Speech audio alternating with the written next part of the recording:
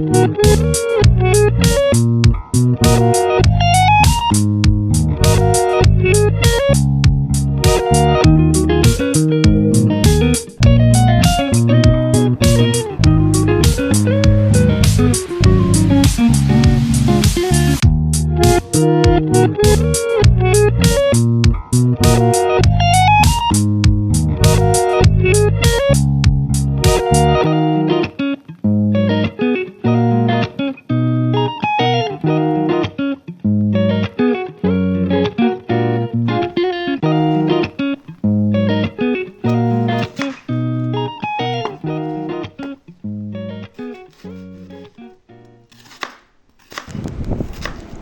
കൂട്ടുകാരെ, ഞാനിന്നിവിടെ ഉണ്ടാക്കാൻ പോകുന്നത് നല്ലൊരു ബ്രെഡ് റോസ്റ്റ് കേട്ടോ. ഇത് നല്ലൊരു ടേസ്റ്റാണ്. നോമ്പ് തുറക്കുമ്പോഴൊക്കെ നിങ്ങൾ വിരുന്നുകാർ വരുമ്പോഴൊക്കെ ഇത് കൊടുക്കാൻ പറ്റും കേട്ടോ. ഇതിൽ അധികം ഇൻഗ്രീഡിയൻസ് ഒന്നുമില്ല. സവാളയും തക്കാളിയും പച്ചമുളകും മാത്രം മതി കേട്ടോ. ഞാനിപ്പോൾ ഒരു 5 ബ്രെഡ് കൊണ്ടാണ് ഉണ്ടാക്കുന്നത്. അതിന് ഞാൻ ഒരു സവാളയൊക്കെ ചെറുതായി അരിഞ്ഞ് കട്ട് ചെയ്തു കേട്ടോ. ഒരു പച്ചമുളക്, ഒരു സവാളയും ഒരു പച്ചമുളകും. അങ്ങനെ നമ്മളെ വീഡിയോ ഒക്കെ ഇഷ്ടമായാലേ ഒന്ന് സബ്സ്ക്രൈബ് ചെയ്ത് ആ കുഞ്ഞി ബെല്ലൈക്കണൊക്കെ ഒന്ന് അമർത്തി നമ്മളെയും സപ്പോർട്ട് ചെയ്യുന്നുണ്ട്. കൂട്ടുകാർക്കൊക്കെ ഒന്ന് അയച്ചു കൊടുക്കുന്നുണ്ട്. ഇതുവരെ സബ്സ്ക്രൈബ് ചെയ്യാത്തവരൊക്കെ നമ്മളെയും സപ്പോർട്ട് ചെയ്യും. നമുക്ക് ഉണ്ടാക്കാൻ നോക്കിയാലോ. അങ്ങനെ പച്ചമുളകും തന്നെ ചെറുതായി അരിഞ്ഞു കേട്ടോ. ഒരു തക്കാളി, ഞാനിപ്പോൾ ഒരു 5 ബ്രെഡ് കൊണ്ട് അടുത്ത് ഉണ്ടാക്കുന്നത്. അതിനൊരു തക്കാളി, ഒരു പച്ചമുളക്, ഒരു സവാള, ഇതൊക്കെ ഒന്ന് ചെറുതായി നമുക്ക് അരിഞ്ഞെടുക്കാം കേട്ടോ. എളുപ്പത്തിലുണ്ടാക്കാം. 5 മിനിറ്റ് കൊണ്ട് നമുക്ക് ഉണ്ടാക്കാം കേട്ടോ.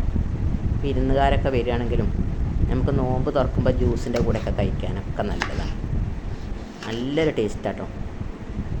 ഇതൊരു വൈറൽ വീഡിയോ കേട്ടോ. വൈറലായ വീഡിയോ ആണ്. ഇത്രയും ആൾക്കാർ കണ്ട് 2 മില്യൺ ആൾക്കാർ കണ്ട് വൈറലായ വീഡിയോ ആണ്. അത് കണ്ട് ഞാൻ ഇട്ട് നോക്കിയത്. ഞാനൊന്ന് ഉണ്ടാക്കി നോക്കിയത് കേട്ടോ. ഉണ്ടാക്കി നോക്കിയപ്പോൾ നല്ല നന്നായിരുന്നു കേട്ടോ.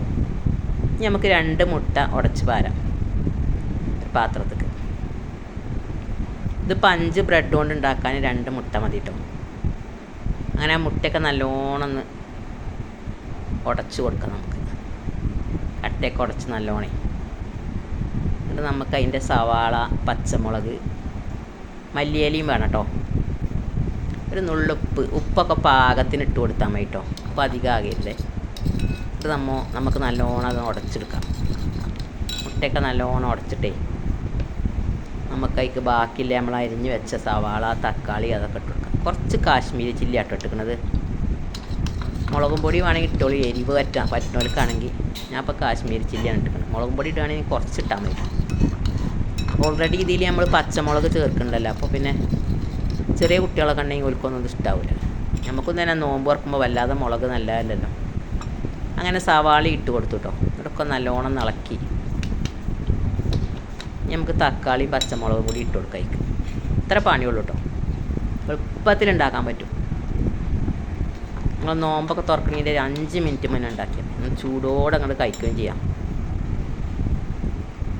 ബ്രെഡ് റോസ്റ്റൊക്കെ നമുക്ക് ഉണ്ടാക്കിയാണ് നിശ്ചയുണ്ടാവും. പക്ഷെ ഞാൻ അറിയാത്തവരും ഉണ്ടെങ്കിൽ കണ്ടോട്ടെ എഴുതി ആണ് വീഡിയോ ഇട്ടാണ്.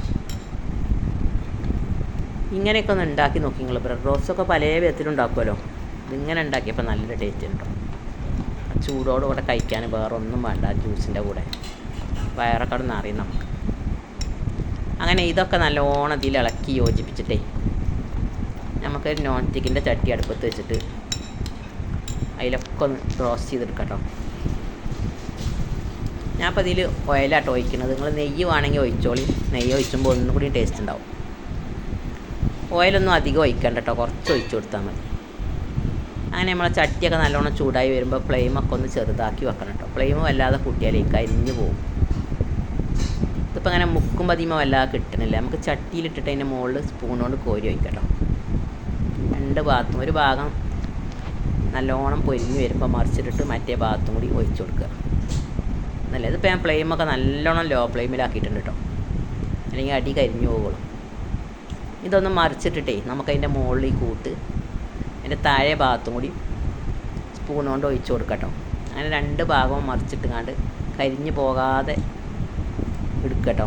ഇത് ചൂടോട് കൂടെ ചായയുടെ കൂടി ജ്യൂസിൻ്റെ കൂടെയൊക്കെ കഴിക്കാൻ നല്ലൊരു സ്നാക്സ് കേട്ടോ. അങ്ങനെയൊക്കെ ഉണ്ടാക്കി നോക്കിയിട്ട് നമ്മളൊന്ന് സപ്പോർട്ട് ചെയ്യുകൊണ്ടു. നമുക്ക് വീഡിയോയിലേക്ക് പോയാലോ?